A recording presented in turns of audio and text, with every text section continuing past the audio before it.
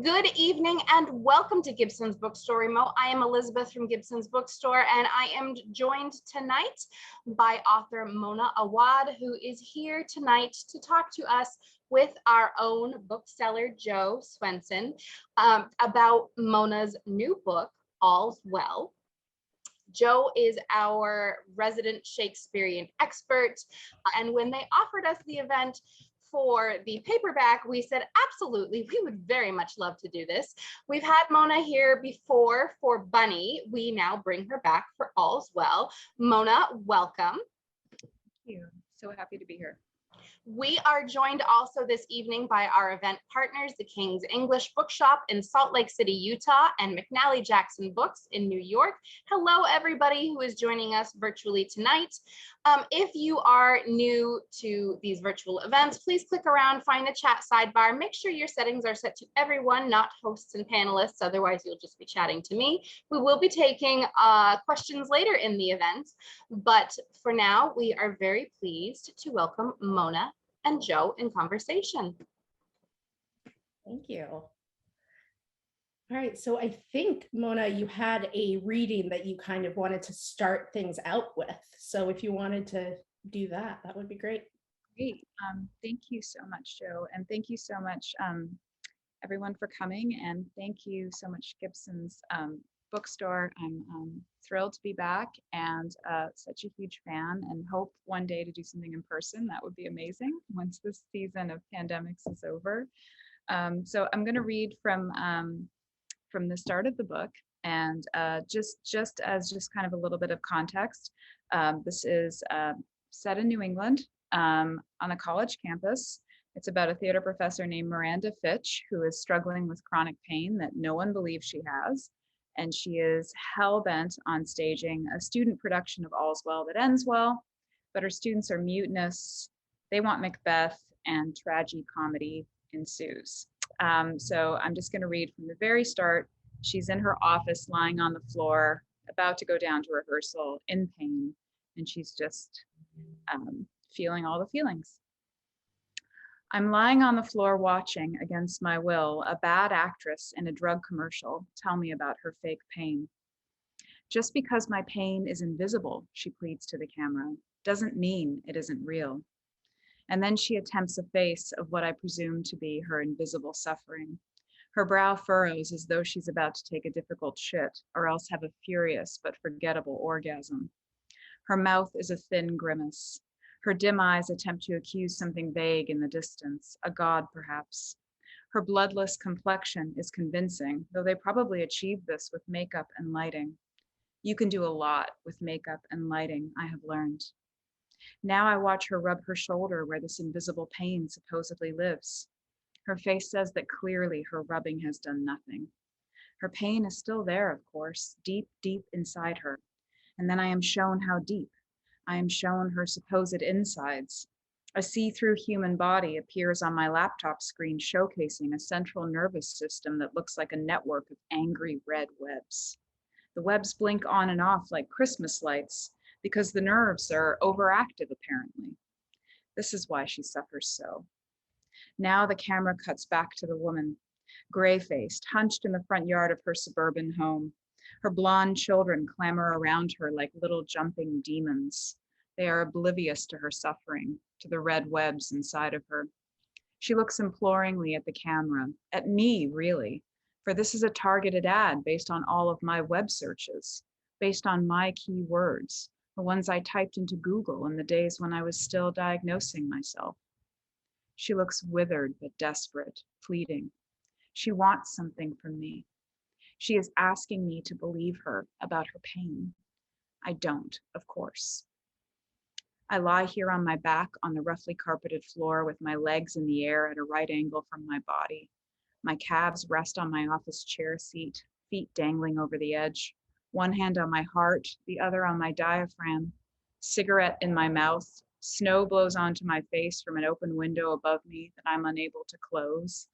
Lying like this will supposedly help decompress my spine and let the muscles in my right leg unclench, help the fist behind my knee to go slack so that when I stand up, I'll be able to straighten my leg and not hobble around like Richard III. This is a position that, according to Mark, I can supposedly go into for relief, self-care, a time out from life. I think of Mark, Mark of the drying needles, Mark of the scraping silver tools, his handsome bro face, a wall of certainty framed by a crew cut, ever nodding at my various complaints as though they are all part of a grand upward journey that we are taking together, Mark and I. I lie like this and I do not feel relief. Left hip down to the knee, still on vague fire, a fist in my mid-back that won't unclench. Right leg is concrete all the way to my foot, which, even though it's in the air, is still screaming as if crushed by some terrible weight. I picture the leg of a chair pressing onto my foot, a chair being sat on by a very fat man. The fat man is a sadist. He is smiling at me. His smile says, I shall sit here forever, here with you on the third floor of this dubious college where you are dubiously employed. Theater studies, aka one of 2 sad concrete rooms in the English department. Your office, I presume? Rather shabby. Downstairs, in the sorry excuse for a theater, they're waiting for me. Where is Miss Fitch already? She should be here by now, shouldn't she? Rehearsals begin, well, now. Maybe she's sick or something. Maybe she's drunk or on drugs or something. Maybe she went insane. I picture them, my students, sitting on the stage, swinging long, pliant legs over the edge, young faces glowing with health as though they were spawned by the sun itself, waiting for my misshapen body to hobble through the double doors, quietly cursing my name as we speak, about to declare mutiny any minute now. I'll stop there. Thank you. Thank you so much. Yeah.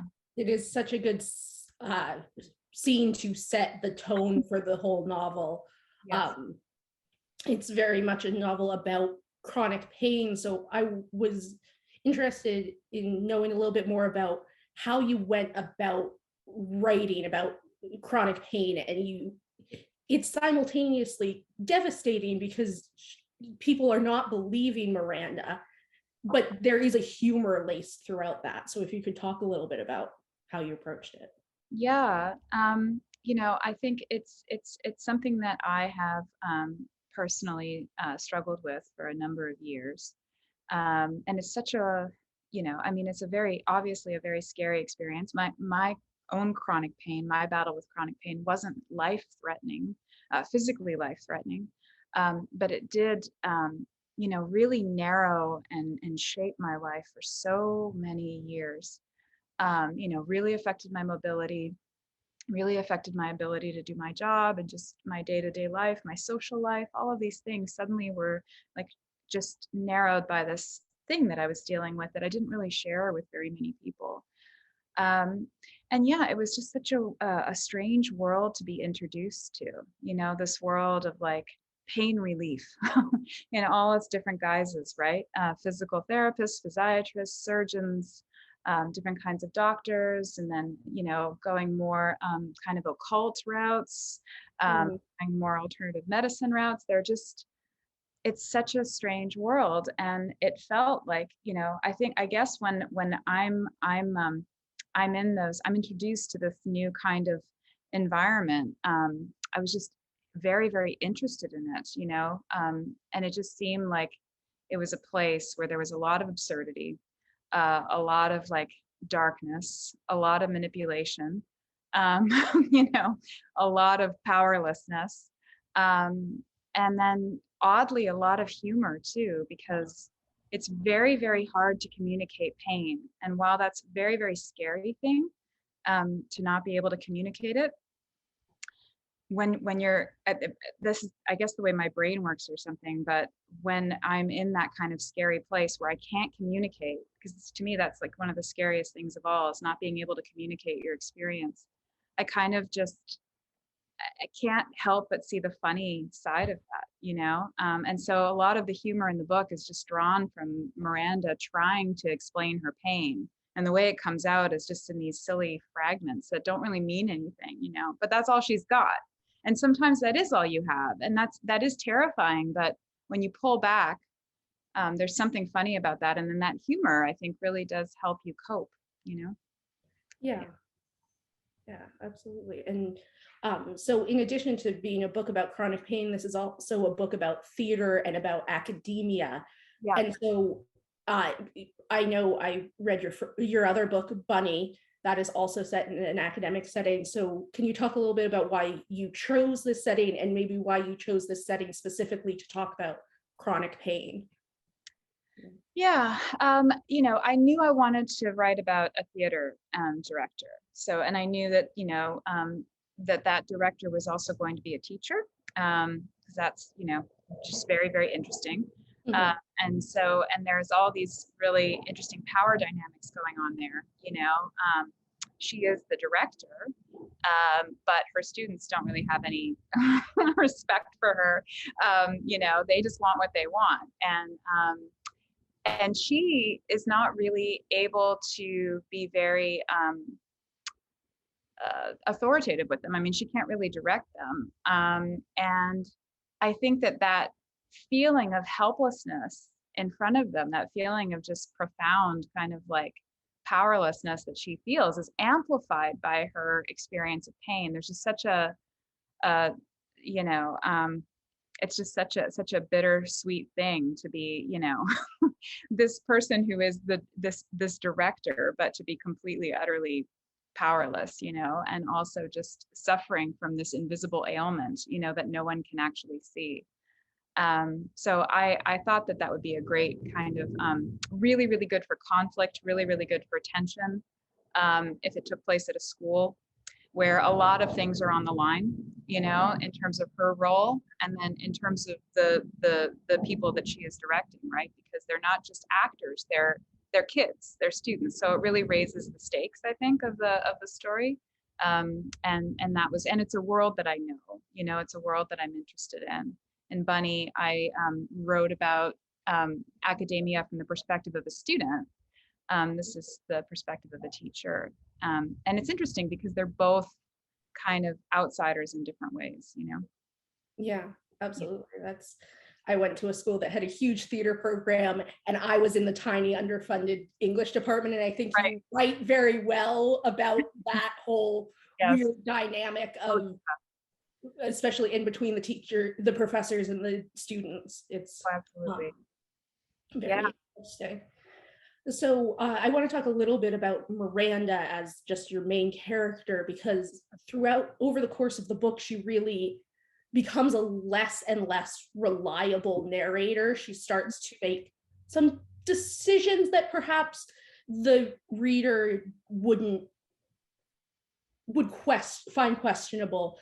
And so I'm just curious about how you kept the novel grounded while writing about this person who is to some extent spiral.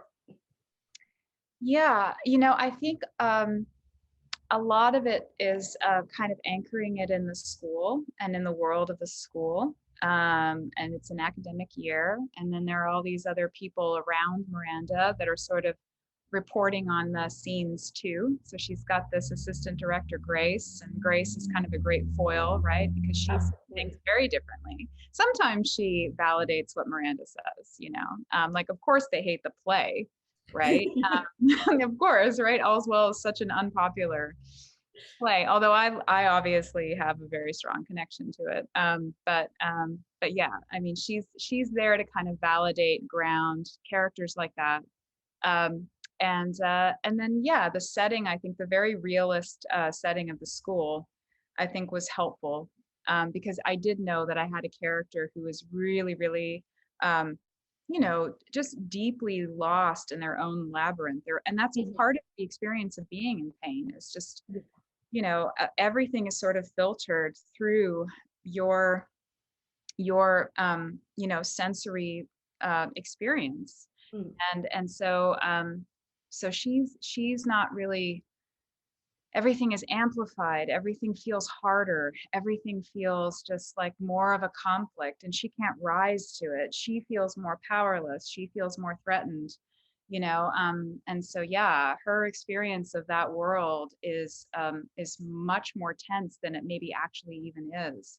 But it is her experience, and I definitely wanted to create a voice where the reader could believe her because she is not being believed, right? But also understand that she's reporting from a place where any one of us would probably be reporting in a similar way, right? Absolutely. Absolutely. So yeah, so let's talk about All's Well That Ends Well, and your choice to use this play specifically. I remember the last event we did with you, you mentioned this book and you were talking about that it was part All's Well and part Macbeth, and I was like, how? What? How did somebody do? So can you talk about choosing those two plays and how you incorporated them? Yeah, it's such an interesting thing. I mean, I know they're so different on the surface, but I see that a relationship between the two of them, and I always have. Even though one is a comedy and even though one is a tragedy, I think they're both about people who are in a powerless position at first, or they at least the thing that they desperately want, they do not have. And then something comes along, that allows them to actually make that desire manifest, right? It's like circumventing the natural order of things. Both of them have to do that. Helen in All's Well That Ends Well, goes to the king and heals the king. And by healing a king, she gets her heart's desire, which is Bertram. And her heart's desire is very questionable. Macbeth, by murdering a king, gets his heart's desire, and that of course is amplified by his experience with the witches to sort of plant the idea. So it's that circumnavigation again, but one goes down the road of tragedy and a king is murdered. One goes down the road of comedy and a king is healed. So I always thought that was so interesting, that the trajectory, the circumnavigation is the same, and so I really, really wanted to write a story where a character would be in a similar spot at the start. So powerless, there's this desire, and in the case of Miranda, it's the desire to be freed from her pain. And then this kind of circumnavigation happens with her too, very Shakespearean. And then it goes down the road of comedy on stage, where she's staging All's Well, but off stage in her actual life, she's living the other one, which is Macbeth. And that's kind of where the witches come in. And that was my dividing line. All's well on the stage. All's well is this world that she wants. Macbeth is this world that she has no choice but to move through. Yeah. That is really interesting. And I definitely felt while reading it, I was seeing All's Well in a new perspective, because it is one of those plays that is often overlooked. Like I've seen it, but it's not one that I think about a lot. And I think you had a lot of interesting insights into it. So is All's Well one of your favorites? Do you have, what are your favorite Shakespeare plays? I love Macbeth so much because it's like a nightmare, and that is fantastic. And it's so dreamy and creepy, and just from the very, very start to the very end. And it's just this downward spiral. It has you by the throat the whole time.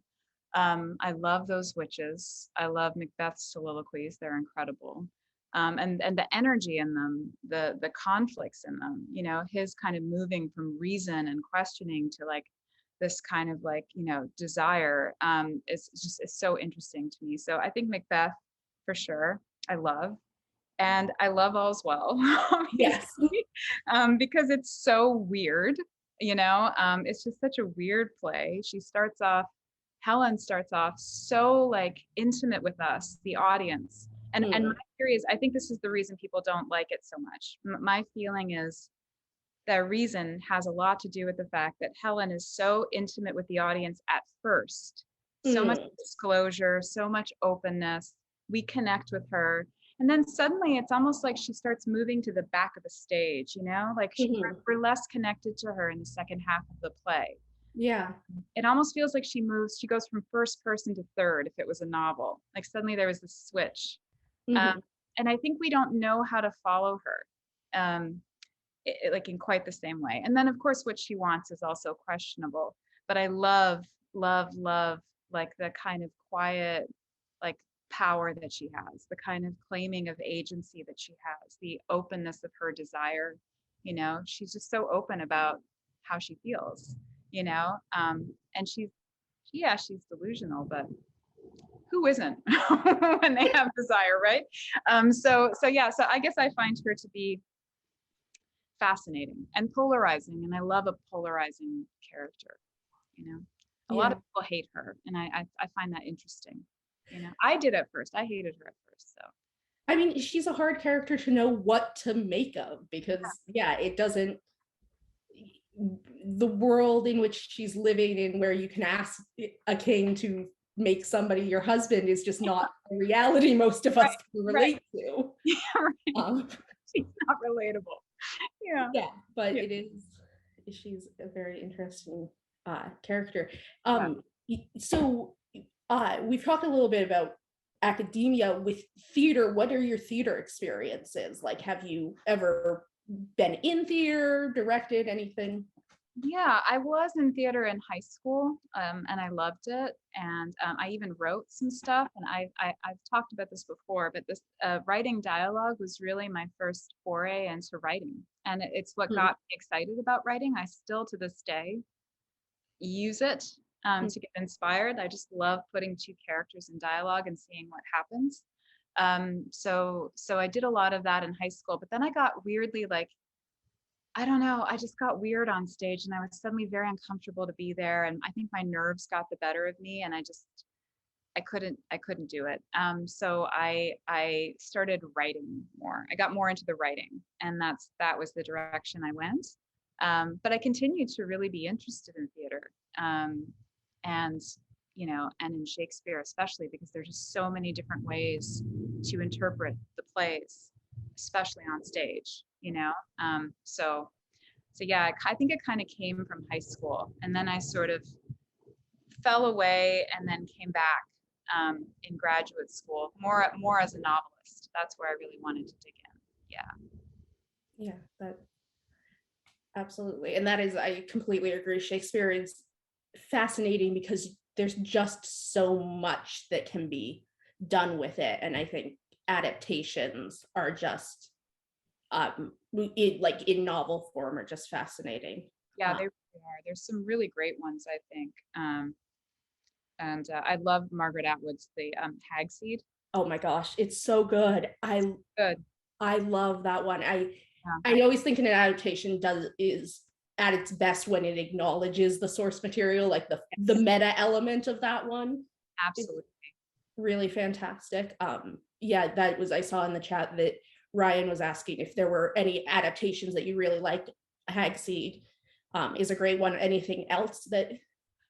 Yeah, I mean, this is kind of, you know, this is a little bit more of a mixed one, but I like those. I like the ones that incorporate different plays in one storyline. I find that so interesting. So I love Slings and Arrows, which is a Canadian TV show. It's very old, but you know, it's still, to me, it still holds up. Have you watched it, Jo? I watched some of it. It is so hard to access in the US, at least. But yes, I think I watched the first season of it. It's so good. It's on Acorn, so you can watch it on Acorn, and the whole thing. But it's really great. It's based off of, like, actually, like Atwood's novel Hag Seed.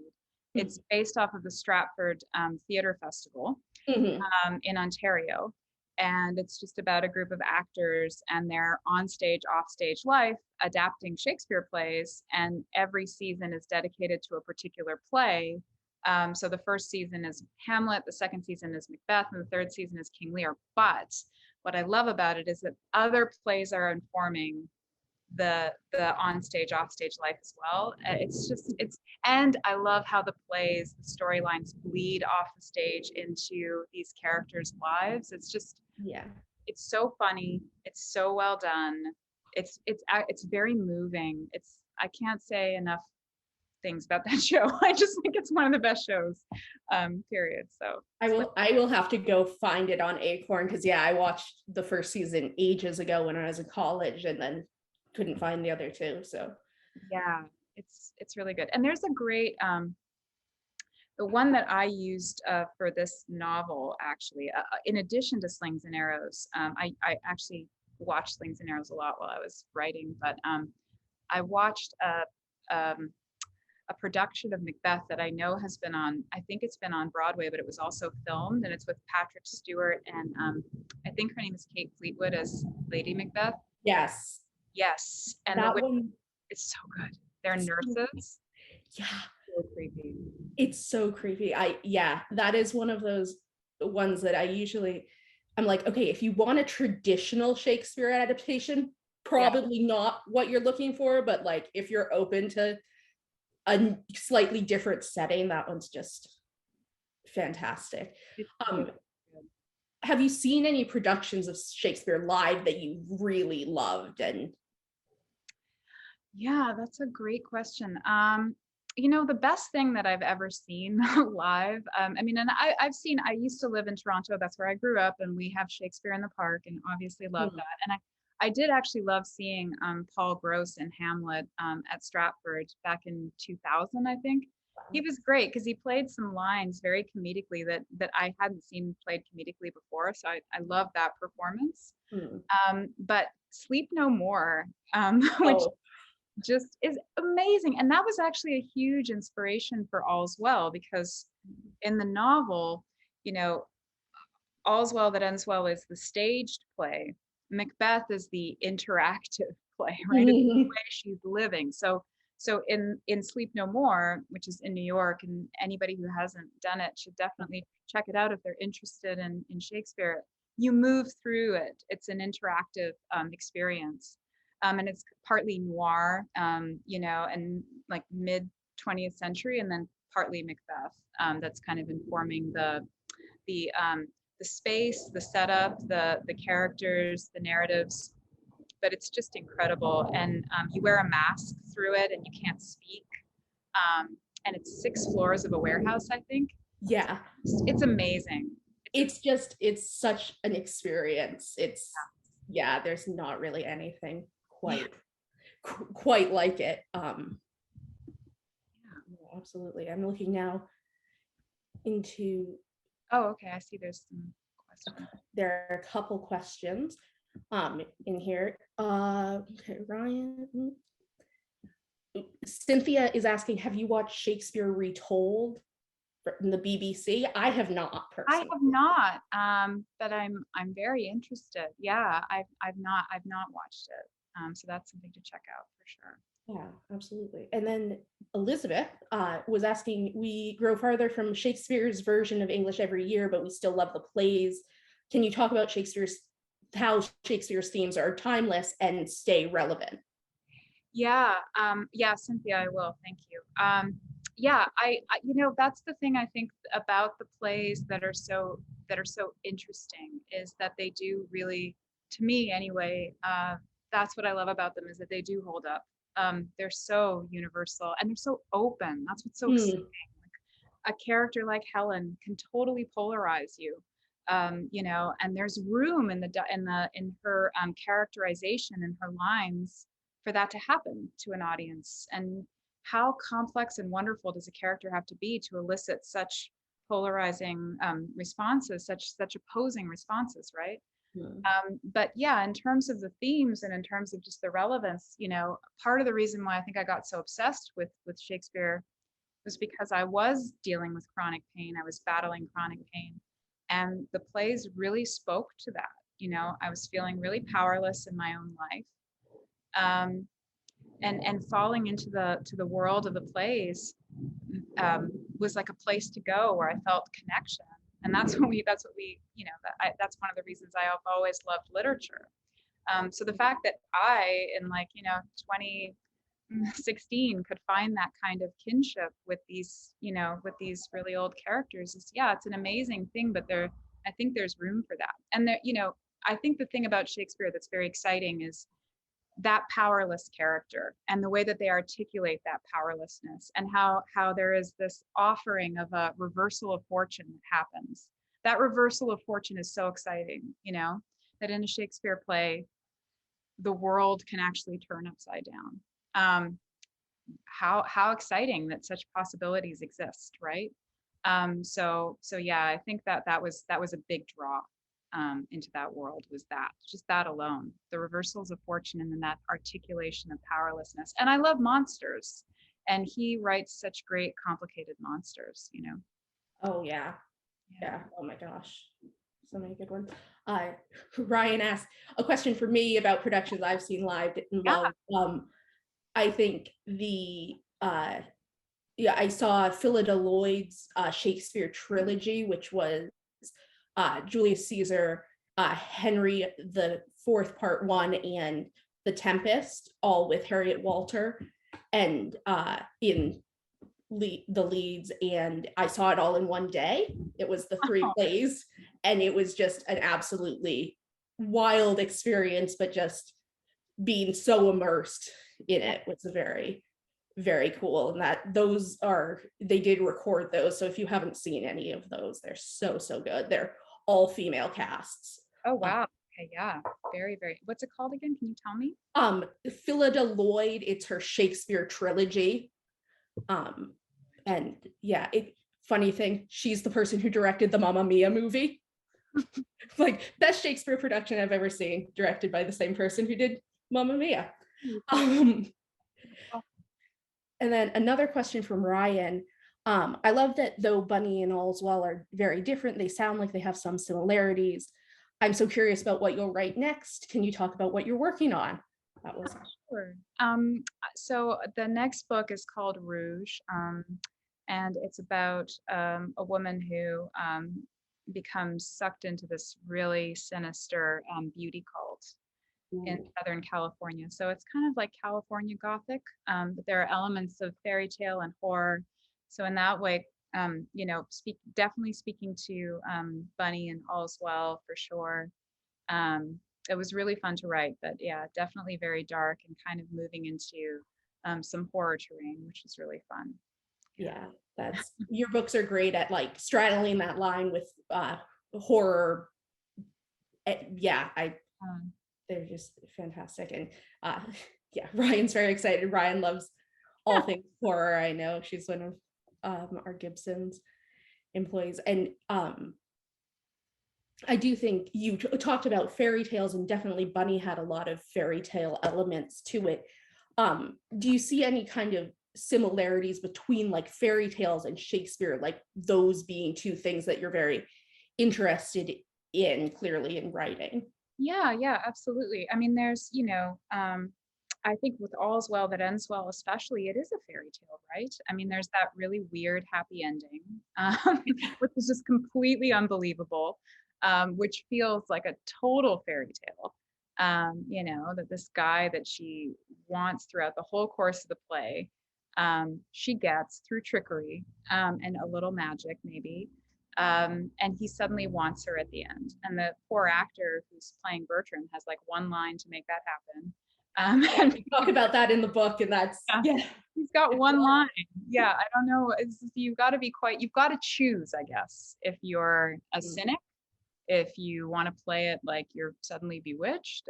You know, there's so many different ways, I guess, to play that moment, but it's an odd fairy tale.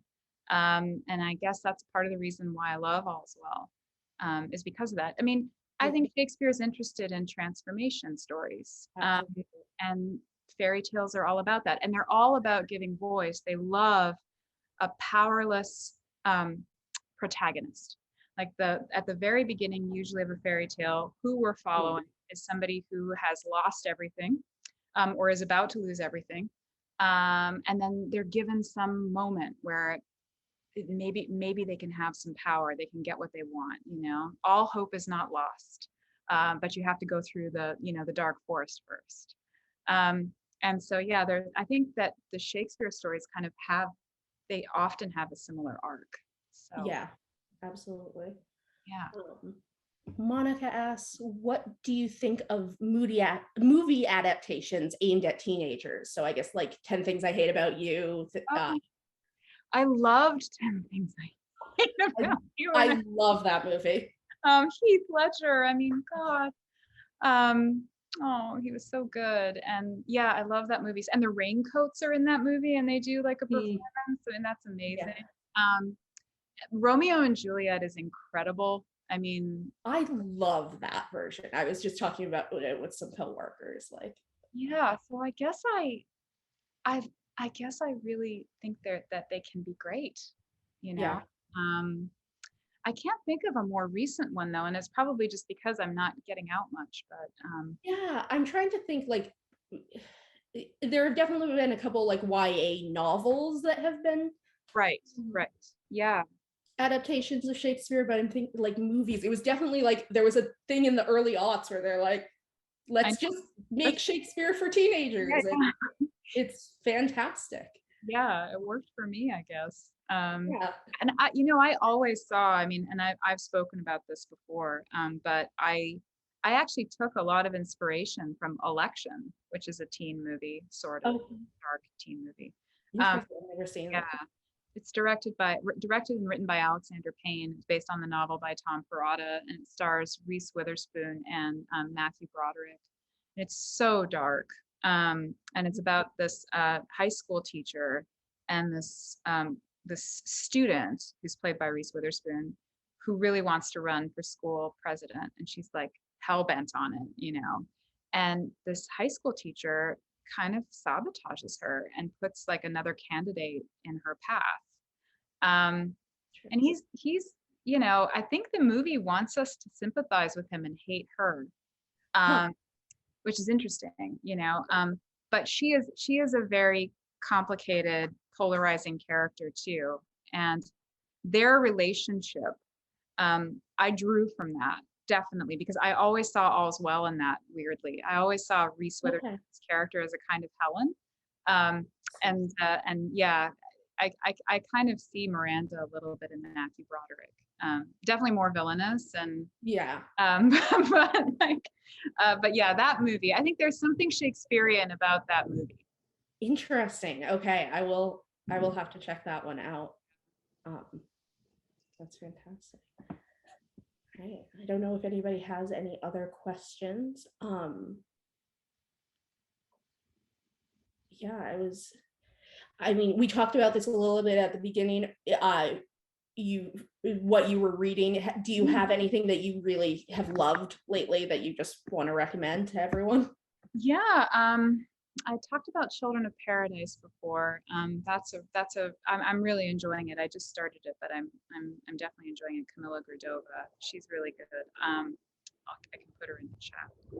Yeah, that would be fantastic. And am I self-taught in Shakespeare? Okay, interesting.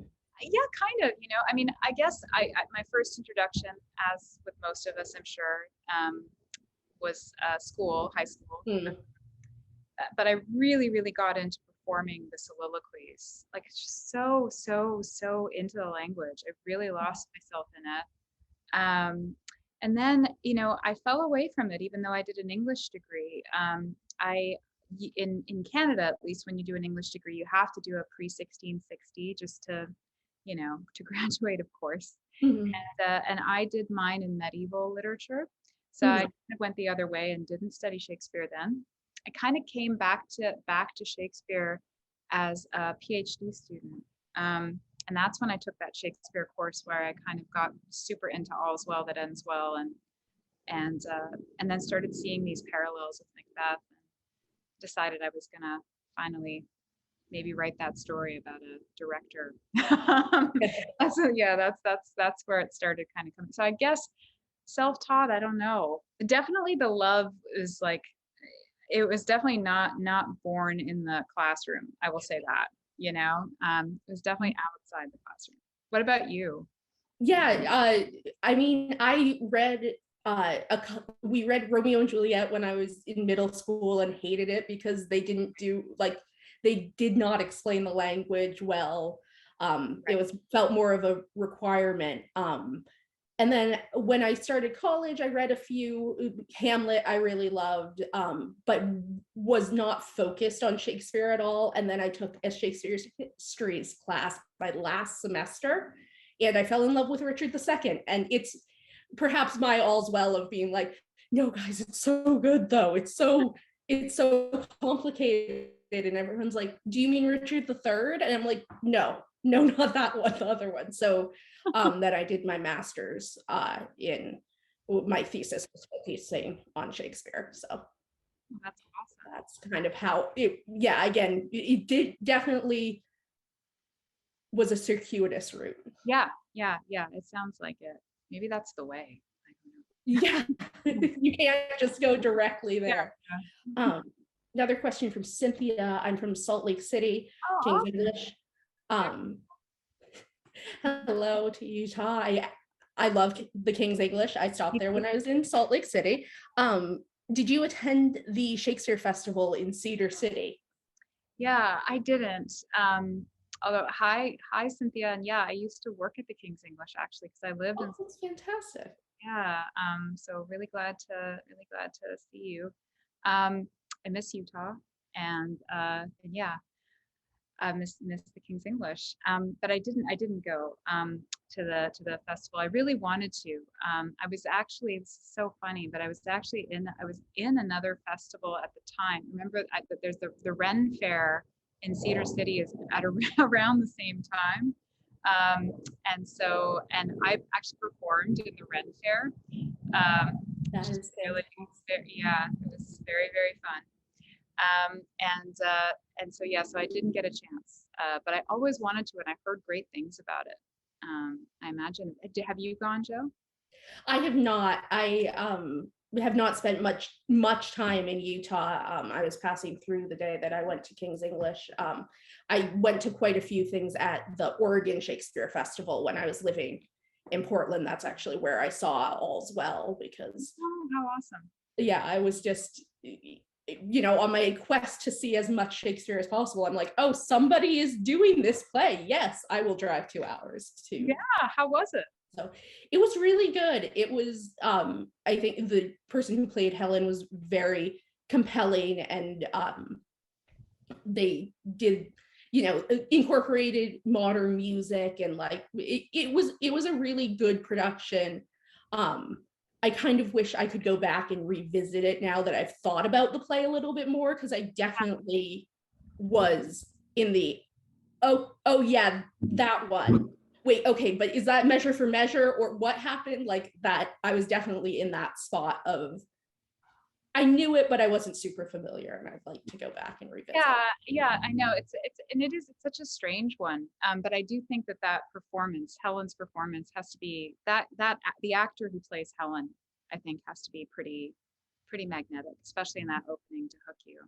Yeah, no, absolutely, and that's, I mean, really, she is the character, and then pretty much everybody else is a side character in that one. Yeah, absolutely.